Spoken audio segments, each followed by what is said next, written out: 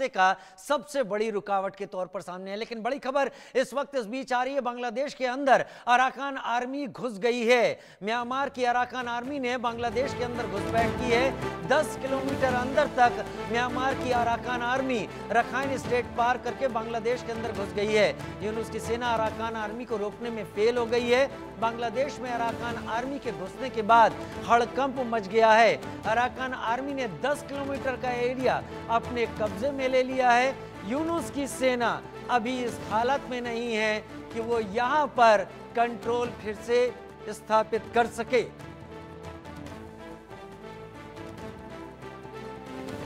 दो खास मेहमान मेरे साथ इस वक्त जुड़ गए हैं। शोएब चौधरी, वरिष्ठ पत्रकार, बांग्लादेश से मेरे साथ इस वक्त ब्लिट्स के एडिटर के तौर पर जुड़ गए हैं। बहुत स्वागत है आपका। और wing commander retired Praful Bakshi, defence expert के तौर पर मेरे साथ जुड़ गए। बहुत स्वागत है विंग कमांडर आपका, क्योंकि आपके एनालिसिस कई बार हमको सच्चाई के और करीब लाते हैं। लेकिन पहले शोएब चौधरी, मैं आपका रुख करता हूँ। शोएब चौधरी, आप एक बार नहीं कई बार पहले भी हमारे साथ डिस्कशन में कह चुके हैं कि वकारुज्जमा पहली गलतियां कर चुके हैं मोहम्मद यूनुस को बाई देकर। अब वकारुज्जमा साफ कह रहे हैं कि अब वो हालात बिगड़ते नहीं देख सकते हैं। क्या एक बात वकारुज्जमा इस हालत में हैं कि चीजों को रिवर्स कर पाएं, और दूसरा अगर वो कुछ ऐसा करते हैं तो बांग्लादेश में यूनुस के साथ टकराव किस हद तक जा सकता है? शोएब चौधरी। बहुत बहुत धन्यवाद राजीव शर्मा भाई। देखिए, वकारुज्जमान साहब ने कल यूनुस को 3 चेतावनी दी। पहली चेतावनी कि कोई विदेशी देश की प्रदेश के लोग आते ही यहाँ आके क्या क्या करके चले जाते, बांग्लादेश की आर्मी की कोई पता भी नहीं। उन्होंने कहा ये चलेगा नहीं, और कोई कॉरिडोर वगैरह ये सेंट मार्टिन ये सब देने की बात चलेगा नहीं। ये सब अगर करना है तो इलेक्टेड गवर्नमेंट आके करेगा। दूसरी जो बात वकारुज्जमान साहब ने साफ कह दी, 30 दिसंबर के पहले इलेक्शन करके नई सरकार को, इलेक्टेड गवर्नमेंट को पावर हैंडओवर करना पड़ेगा। तीसरी इंफॉर्मेशन डेंजरस जो वकारुज्जमान साहब ने यूनुस को आंख में आंख रख के कहा कि हम सब मिलकर आपको प्रोटेक्शन दे रहे और आप विदेश से खूनी ले आए हमें खून करवाने के लिए।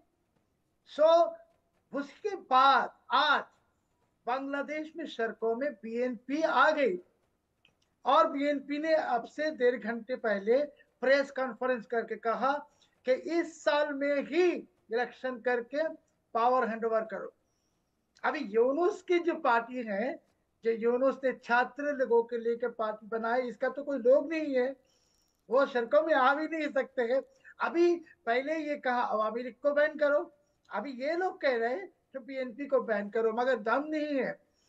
सो बांग्लादेश के लोग जो है आर्मी पीछे खड़े हो गई, अवामी लीग के लोग भी पीछे खड़े हो गई कि 4.5 करोड़ वोटर है अवामी लीग के, इसके सब आर्मी के पीछे।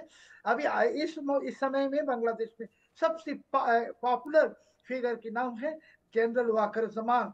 और राजीव भाई, मैं ये कहता चाहता हूँ कि यूनुस की मंशा तो है नहीं इलेक्शन करने की, ये तो एक फ्रॉड है। ये पावर में रहना चाहते थे 10 साल 20 साल जितने साल हो सके, अभी तो वो ख्वाब टूट गई कल। अभी यूनुस आखिरी कोशिश करेगा पाकिस्तानी आईएसआई के से मिलके तो बांग्लादेश के अंदर ऐसा कोई एटमॉस्फेयर क्रिएट किया जाए जिसमें वो इलेक्शन अवॉइड हो, मगर ये भी होने वाला है नहीं कि वकारुज्जमान साहब ने ये भी कह दी कि कल ही कह दी कि अब के बाद कोई मॉब जस्टिस हम लोग टॉलरेट नहीं करेंगे। तो आर्मी आज से चले गए हार्ड लाइन। चलो, आपको मैं कहता हूँ कि यूनुस की घंटी घंटी बाज गई। अभी यूनुस कहाँ जाएगा?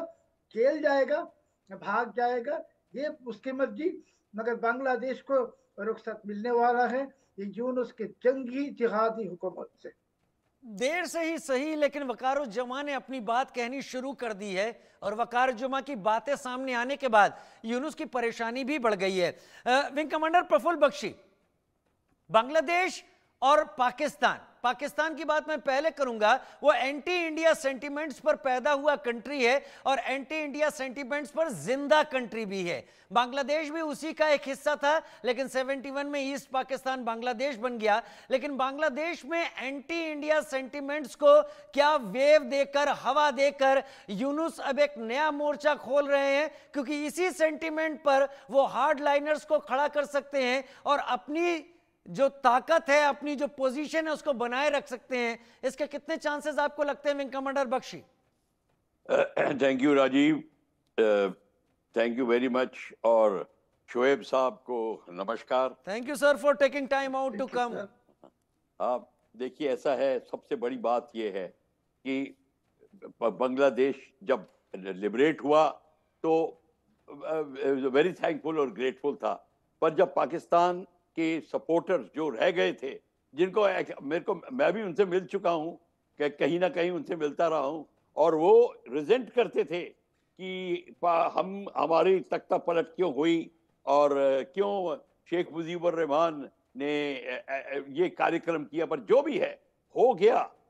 जो अब जो वकर हैं, जनरल वकर को अपनी जो पुरानी स्लिप्स थी वो पता चल गई, कहाँ गलती हुई पता चल गई। उनको पता है कि ये यूनुस है, ये डजंट मीन गुड, वो अपना फायदा उठा रहा है। पर इसके पीछे है अमेरिका, जो शुरू से 1947 के बाद से, एक्चुअली पहले तो ये सेंट मार्टिन आइलैंड उसे लीज पे लिया हुआ था, आपको पता होना चाहिए। और वहां पे इसलिए घुसना चाहता है कि वो इस एरिया में चाइना के आधिपत्य को रोकना चाहता है।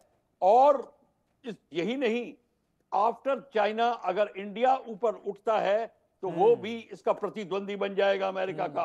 और ये नहीं चाहता कि इंडिया भी स्ट्रांग हो, वो चाहता है कि वो, क्योंकि इंडिया स्ट्रांग मिलिटरीली नहीं, इंडिया की इंडस्ट्री इतनी स्ट्रांग हो जाएगी। मानो फर्ज करो अगर India, Bangladesh, south Korea, Vietnam सब मिलके अपना एक इंडस्ट्रियल कॉम्प्लेक्स बनाते हैं, वर्ल्ड का मोस्ट पावरफुल इंडस्ट्रियल कॉम्प्लेक्स बन जाएगा।